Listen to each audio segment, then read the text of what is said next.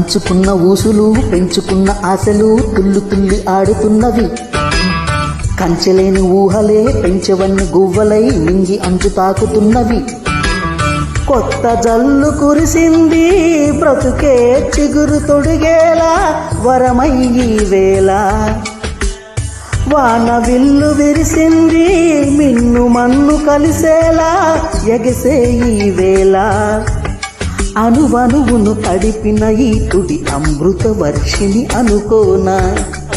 అడుగడుగున పచ్చని బాటను పరిచిన మనమును చూస్తున్నా.